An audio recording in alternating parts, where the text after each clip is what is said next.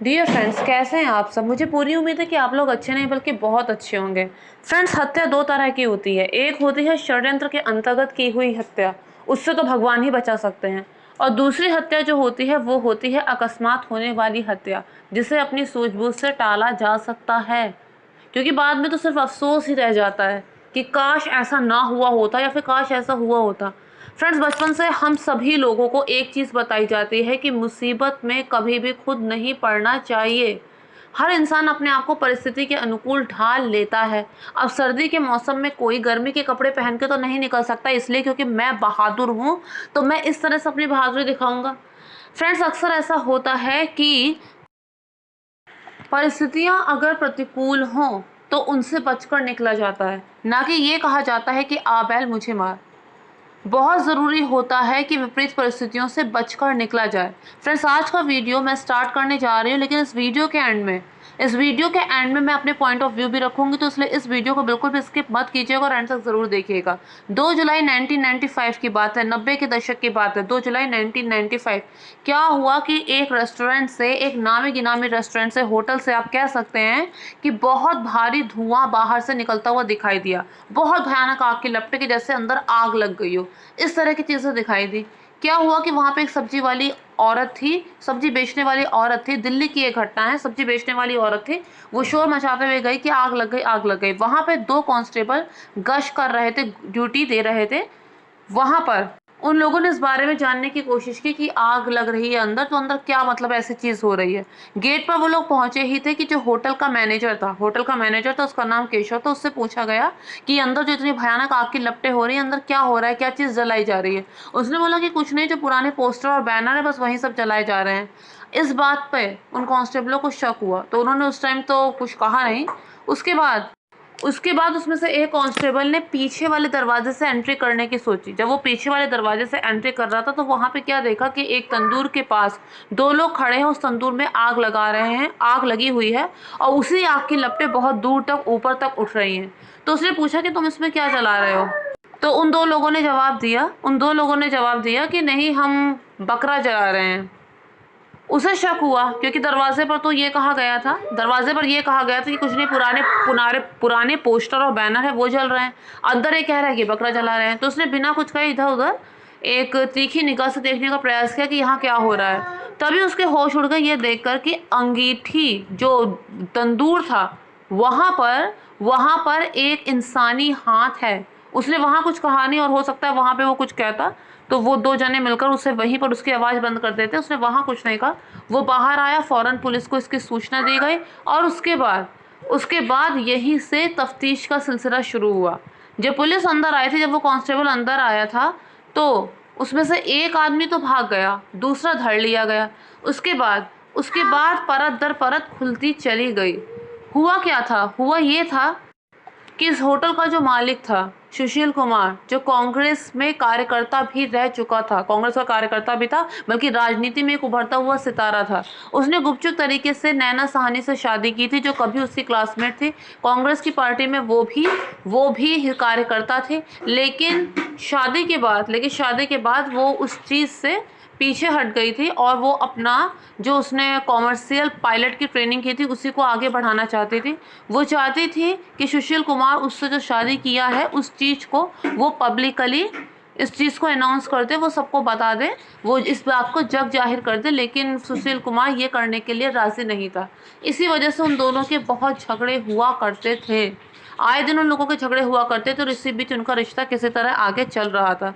उसके बाद वो जो नैना साहनी थी, वो अपने एक पुराने दोस्त जिसका नाम था मतलूब करीम से उसकी अच्छी खासी दोस्ती हो गई थी और वो ये चाहती थी कि जो उसका अपना करियर है पायलट का, वो उसे आगे बढ़ाए और वो विदेश जाना चाहती थी। लेकिन सुशील कुमार को ये चीज़ भी गवारा नहीं थी। वो इस बात को लेकर उस पर शक भी किया करता था और इस वजह से उनके बीच काफ़ी गर्मा गर्मी हमेशा लगी रहती थी। अब 2 जुलाई की रात को जो हुआ वो कभी नहीं हुआ। हुआ ये कि ये घर आया, इसने देखा कि लैंडलाइन में नैना किसी से बात कर रही है फ़ोन पर, एक हाथ में उसके विस्की का ग्लास है, और सुशील को देखते ही इसने फ़ोन नीचे रख दिया और अपना ग्लास लेके अपने कमरे में चले गई। सुशील कुमार तो वैसे ही उस पर शक करता था, और जब वो वहाँ पे ग्लास रख के चली गई, जब वो वहाँ पे ग्लास रख कर चली गई, तब उसका शक यकीन में बदल गया। तो उसने क्या किया, उसने रिडायल का नंबर दबाया और उसके बाद जब उसने फ़ोन उठाया उधर से, उसने जैसे ही हेलो बोला तो उसे पता चल गया कि वो उसी से बात कर रही है, क्योंकि इससे पहले उसने नैना से पूछा था कि तुम किससे बात कर रही हो, तो उसने बोला कि मैं अपने परिवार में किसी से बात कर रही हूँ। लेकिन वो परिवार में किसी से बात नहीं कर रही थी, वो उससे मतलूब करीम जो था उससे बात कर रही थी। इस पर उसे बहुत गुस्सा आया और अंदर जाके दोनों की बहस होने लगी। दोनों में भयानक लड़ाई झगड़ा हुआ, बहुत लड़ाई झगड़ा हुआ। दोनों एक दूसरे पे चीखने चिल्लाने लगे। बहुत देर बाद ये लड़ाई झगड़ा अपने आप बंद हुआ। वो हुआ ये कि जो सुशील कुमार था वो बालकनी की तरफ चला गया। नैना यहाँ कमरे में रो रही थी। फिर अचानक से उसने सुसाइड नोट लिखा। उसने सुसाइड नोट लिखा और अपने ही पति का जो लाइसेंस वाला रिवॉल्वर था उसको निकाला और एक गोली हवा में चला दी। एक गोली हवा में चला दी। गोली की आवाज़ सुनकर सुशील कुमार वहाँ पर आया और उसने कहा, नैना ने कहा कि मैं ज़िंदा नहीं रहना चाहती, मैं सुसाइड करने वाली हूँ, मैं सुसाइड कर रही हूँ। अब सुशील कुमार ने उसे रोकने की कोशिश की, उसे शांत कराने की कोशिश की और उसने रिवॉल्वर अपने हाथ में ले लिया। उस टाइम पे वो शांत हो गई थी, सुशील कुमार वो भी शांत हो गया था। यहाँ पर वो दोनों शांत ही रहते तो इतनी बड़ी घटना को टाला जा सकता था, लेकिन किस्मत को कुछ और ही मंजूर था। यहाँ पर दोनों शांत नहीं रहे। एक बार फिर दोनों के पीछे भीषण झगड़ा हुआ। झगड़ा और ज़्यादा बढ़ गया और हद से पार चला गया। इस पर क्या हुआ कि सुशील कुमार ने बिना सोचे समझे पहले एक बार इस पर निशाना लगाया, लेकिन गोली उसको नहीं लगी। गोली नैना को नहीं लगी, बल्कि वो पीछे जो पेंटिंग थी उसको लगी। उसके बाद बिना 1 मिनट गंवाए उसने दूसरी गोली चला दी। वो सीधे नैना की गर्दन में जाकर लगी। फिर उसके बाद इससे पहले कि कुछ और पलक झपकती, उसने तीसरी गोली चला दी और ये गोली जाके उसके सर पे लग गई। वो ज़मीन पर गिर पड़ी। तब तक वो मर चुकी थी। पूरे कमरे में खून ही खून था। अब सुशील कुमार को होश आया। अब उसका गुस्सा शांत हुआ। अब उसे होश आया। वो ज़मीन पर बैठ के रोने लगा। एक तरफ उसे अपने किए हुए का पश्चाताप था, दूसरी तरफ उसे डर था कि अब मैं इससे निकलूं कैसे, अब मैं इससे बचूं कैसे। उसे सोचना था कि किस तरह से वो उसकी लाश को ठिकाने लगाएगा। उसने सबसे पहले बालकनी से नीचे झांक के देखा कि कहीं किसी ने कुछ आवाज़ गोली की ना सुनी हो, या फिर कहीं किसी ने उसे नोटिस ना किया हो इस घर में कुछ हो रहा है, ऐसा कुछ। पर ऐसा उसे कुछ नज़र नहीं आया। सब कुछ सामान्य ही था। तो फिर क्या किया उसने सबसे पहले लाश को वहीं पे छोड़ा और वो नीचे गया और वहाँ जाके वो एक बहुत बड़ी काले रंग की पॉलीथीन लेकर आ गया।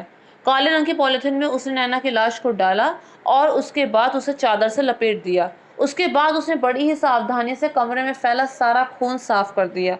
उसने अपनी मारुति जो उसकी कार थी वो एकदम अपने घर के नीचे लाकर लगा दी। वो उसकी लाश को ठिकाने लगाने चाहता था, लेकिन वो दिन के समय ये कर नहीं पाया। उसने और रात होने का इंतज़ार किया, क्योंकि वो भारी लाश उससे उठ नहीं रही थी। जब रात गहरी हो गई तो उसके बाद वो उसे किसी तरह सीढ़ी से घसीटता हुआ अपनी कार तक लेकर आया। उसका प्लान ये था कि वो पुल से लाश को नीचे गिरा दे। वो वहाँ गया भी था, लेकिन वहाँ पर इतनी ज़्यादा चहल पहल हो रही थी कि उसे अपना ये आइडिया ड्रॉप करना पड़ा। उसने सोचा कि नहीं, अब मैं किसी दूसरे तरीके से इसे ठिकाने पे लगाऊंगा। इसके लिए वो अपने ही होटल में गया। वहाँ उसने अपने मैनेजर से जाके कहा कि यहाँ पर जितनी भी भीड़ जमा है, जितने भी लोग खाना खा रहे हैं, उन सब से ये कह दो कि खाना ख़त्म हो गया और उनको यहाँ से हटाओ। लेकिन इस पर मैनेजर ने कहा कि अभी तो बहुत सारा खाना बचा है, आराम से और भी बहुत सारे लोग खाना खा सकते हैं। उसने कहा जैसा मैं कह रहा हूँ वैसा ही करो, मैं इस होटल का मालिक हूँ, सब लोगों को यहाँ से हटाओ और स्टाफ में भी लोगों को भी हटा दो, उनसे कह दो कि वो बाहर आज खाना खा लें। तो इस तरह से वहाँ पे सब लोगों को ये अनाउंस करके हटाया गया कि खाना खत्म हो गया है और स्टाफ के सब लोगों को 25-25 रुपए दे दिए कि जाओ तुम बाहर से जाके खाना खा लो। अब होटल पूरी तरह से खाली हो चुका था। अब सुशील कुमार उस केशव रिक्वेस्ट करने लगा कि मुझसे मेरी पत्नी की हत्या हो गई है, मेरी मदद करो, मुझे लाश को ठिकाने पे लगाना है। पहले उसने मना कर दिया, लेकिन जब उसने बार बार उसके सामने गिड़गिड़ाया तो वो मान गया। उसके बाद लाश को कैसे ठिकाना लगाया जाए, तो वहाँ पे उन्होंने देखा कि तंदूर में अभी अभी रोटी सेकी गई थी और वो जो तंदूर था वो अभी भी गर्म था। सोचा कि उसकी लाश को इसी में जला देंगे, किसी को कुछ भी पता नहीं चलेगा। अब उसके बाद उन्होंने लाश को उस तंदूर के ऊपर रखा, लेकिन तंदूर में जो आग थी वो लाश को जलाने के लिए काफ़ी नहीं थी। उसने केशव से कहा कि तुम और भी ज़्यादा पेपर्स लेकर आओ ताकि लाश अच्छे से जल सके। वो सारे कागज अखबार जो भी मौजूद थे लेकर आया ताकि लाश जले, लेकिन अभी भी आग की लपटें इतनी तेज नहीं हुई। उसके बाद उसने कहा कि सुशील कुमार ने कहा कि जो मक्खन की जितनी भी बट्टियां हैं मक्खन की, जितने भी पैकेट हैं मक्खन के, वहाँ किचन में वहाँ से लेकर आओ। तो 4-5 मक्खन के पैकेट लेकर आया और उसे आग में डाल दिया। अब वो आग भड़क गई, जैसे ही मक्खन के पैकेट उसमें गए आग भड़क गई। उसके बाद वो और कागज़ वहाँ पर ले आया, धीरे धीरे आग जलने लगी जैसा कि वो लोग चाहते थे। आग पूरी तरह से उसकी लाश को जलाने लगी। वो लोग खुश थे कि अब तो उनका काम हो ही गया, लेकिन ये उनकी बहुत बड़ी बेवकूफ़ी थी। उन्होंने ध्यान ही नहीं दिया था कि आग के लपटे होटल के बाहर तक जा रहे हैं और सबका ध्यान इस तरफ है, जिस वजह से बाहर लोगों को पता चल गया। वहाँ पर 2 लोग संदूर के पास मौजूद थे। उसमें से एक सुशील कुमार था। पुलिस के आते ही वो वहाँ से फरार हो गया। 1 हफ्ते तक वो फरार रहा। वहाँ से भागने के बाद वो गुजरात गया था। गुजरात में उसका एक आईएएस दोस्त था, वो रात भर उसके साथ वहाँ पे बहाना करके रुका। उसके बाद वहाँ से वो जयपुर भाग गया। पुलिस को पता चला कि वो जयपुर है, तो वो जयपुर से भी भाग गया। उसके बाद वो बालाजी चला गया। बालाजी में उसने बाल मुड़वाया। उसके बाद फिर वो वहाँ से भाग गया और फिर उसके बाद वो चेन्नई गया। पुलिस को जैसे ही खबर मिली कि वो चेन्नई में, वो वहाँ से फिर भाग निकला। उसके बाद वो बेंगलुरु पहुँचा, लेकिन यहाँ पुलिस ने उसे धर लिया। यहाँ पुलिस ने उसे 10 जुलाई 1995 को धर लिया। इसके बाद 3 नवंबर 2003 को उसे निचली अदालत के तहत फांसी की सज़ा सुनाई गई, जिसके लिए उसने हाई कोर्ट में अपील भी की। एक टाइम तो ऐसा आया कि कुछ महीने तक उसे कोई भी वकील मिल ही नहीं रहा था, क्योंकि कोई भी उसका केस लड़ने के लिए तैयार नहीं था, क्योंकि उस समय के हिसाब से रेयर ऑफ रेयर केस था। और उस समय जो तकनीक इसमें यूज़ की गई, वो सबसे पहली बार वो तकनीकें यूज़ की गई थी। इससे पहले कभी डीएनए टेस्ट वगैरह नहीं हुआ था। जो इसमें हुआ, उसका जबड़ा मौजूद था नैना साहनी का, जिस वजह से जान सके कि ये जो महिला है वो नैना साहनी है जिसे इसने मारा है। उसके बाद दिसंबर 2003 में जब हाई कोर्ट में अपील की गई, तो वहाँ पर भी फांसी की ही सज़ा बरकरार रही। उसने फिर से सुप्रीम कोर्ट में अपील की। 19 फरवरी को सुप्रीम कोर्ट में जब उसने अपील की, 2007 की बात है, तब उस फांसी की सज़ा को आजीवन कारावास में बदल दिया गया। तिहाड़ जेल उसको भेज दिया गया। और एक बात और, जैसा आजकल कभी होता नहीं है, क्या हुआ ये कि 20 साल तक लगातार वो जेल के अंदर बंद रहा। एक बार भी उसे पैरोल नहीं मिली। एक बार भी, एक दिन के लिए भी वो जमानत के लिए बाहर नहीं आया। एक बात और हैरान कर देने वाली है, भले उस पर अपनी पत्नी के खून का इल्ज़ाम हो, लेकिन जेल में वो पुजारी का काम करता था। दूसरी चीज़, जेल में उसका बर्ताव बहुत अच्छा था। इसके अलावा जब 21 साल पूरे हुए तो उसे एक बार पैरोल मिली कुछ दिनों के लिए। उसे 21 साल एक बार पैरोल मिली कुछ दिनों के लिए, 21 साल जेल में गुजारने के बाद। उसके बाद फिर से वापस वो जेल चला गया। उसने 23 साल गुजारे।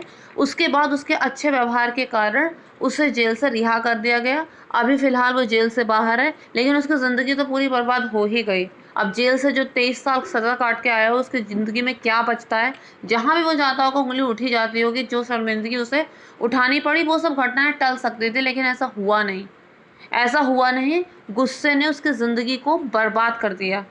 इसके बाद उसके साथ जो मैनेजर था, जिसने उसे मदद की थी लाश को जलाने में, उसे 7 साल की सज़ा हुई थी और वो 7 साल बाद बाहर आ गया था। 2 अन्य आरोपी भी थे इसमें, लेकिन बाद में उनको भी छोड़ दिया गया था। खाली सज़ा 2 ही लोगों ने काटी थी, एक जो उसका मैनेजर था उसने, और एक दूसरा उसने खुद ने। तो फ्रेंड्स, इसमें अगर हम घटना के पीछे जाकर देखते हैं तो इसमें बहुत सारी चीज़ें ऐसी थी जो घटना को रोक सकती थी। नैना साहनी बार बार कह रही थी कि उसकी जो शादी है उसे उजागर किया जाए, सब लोगों को समाज के सामने पत्नी का दर्जा उसे दिया जाए, जिसके लिए वो तैयार नहीं था। उसके बावजूद नैना साहनी उसके साथ रह रही थी। वो इतनी काबिल थी कि वो अपने दम पर रह सकती थी, लेकिन फिर भी इतना कुछ होने के बाद भी वो उसके साथ रह रही थी। उसके बाद आए दिन उन लोगों की किसी भी बात को लेकर जो घमासान लड़ाई होती थी, उसके बावजूद नैना साहनी वहाँ रह रही थी। सुशील कुमार ये जानता था कि इसकी जो है मतलूब करीम उसके साथ इसकी दोस्ती है, उसके बावजूद वो भी उसे छोड़ने के लिए तैयार नहीं था। जो खत की बात की थी इसने, कि जो सुसाइड नोट नैना साहनी ने लिखा था, उस सुसाइड नोट को पहले उसने फाड़ दिया था, लेकिन बाद में पुलिस द्वारा बरामद कर लिया गया था। यानी उसने जो बयान दिया था वो बिल्कुल सच था। वो जो रिवॉल्वर थी सबसे पहले नैना साहनी ने खुद ही उठाई थी। उसी ने हवा में फायर सबसे पहले किया था, और उसके बाद इस तरह से घटना होती चली गई थी। दोनों का झगड़ा हुआ था उस दिन, बार बार वो झगड़ा रुका भी था, लेकिन उसके बाद फिर वो झगड़ा वापस शुरू हो जा रहा था। अगर दोनों में से किसी एक ने भी उस दिन थोड़ी सी सूझबूझ दिखाई होती तो आज शायद उनकी ज़िंदगी कुछ और थी। फ्रेंड्स, ऐसा कहा जाता है कि उसने जो सुसाइड नोट लिखा था उसमें एंड में उसने साफ साफ लिखा था कि मेरी इच्छा है कि मेरी जो अंतिम क्रिया है वो सुशील कुमार ही करे। यानी कि उसकी तरफ से तो प्यार था, सुशील कुमार भी इतना कुछ हो जाने के बाद भी उसके साथ रह रहा था, यानी प्यार उसकी तरफ से भी था। लेकिन जो बीच में जो गुस्सा इतना ज़्यादा हावी हो गया जिसने क्या को क्या कर दिया। फ्रेंड्स, दो सूरतें होती हैं कि या तो एकदम ही वो अलग थलग हो जाए, या फिर अगर साथ में रह रहे हैं तो फिर इस चीज़ों को जहाँ तक हो सके भूल ही सके। कहते हैं कि कई बार ज़िंदा रहने के लिए पुरानी बातों को भूलना ज़रूरी होता है। हाँ, नहीं होता है, नहीं होता है, लेकिन वो स्थिति इससे तो बेहतर ही होती। तो फ्रेंड्स, आप लोगों के इस बारे में क्या विचार है मुझे कमेंट बॉक्स में लिखकर ज़रूर बताइएगा। मेरी आप लोगों से रिक्वेस्ट है, अगर आपको मेरे वीडियोस अच्छे लगते हैं तो मेक श्योर चैनल को सब्सक्राइब, वीडियो को लाइक और शेयर ज़रूर कीजिए। फ्रेंड्स, मैं ये भी देख रही हूँ कि जो सब्सक्राइबर हैं वो मेरी वीडियोस कम देख रहे हैं, बल्कि जो व्यूवर्स हैं, नॉर्मल व्यूवर्स हैं जिन्होंने सब्सक्राइब नहीं किया, वो ज़्यादा देख रहे हैं। तो फ्रेंड्स, आप लोगों के जो भी सजेशन है आप अगर मुझे कमेंट बॉक्स में लिखकर बताएंगे तो उसी के अनुरूप मैं आगे वीडियोस बना पाऊंगी। तो जैसा आप लोग ठीक समझे, जब यूट्यूब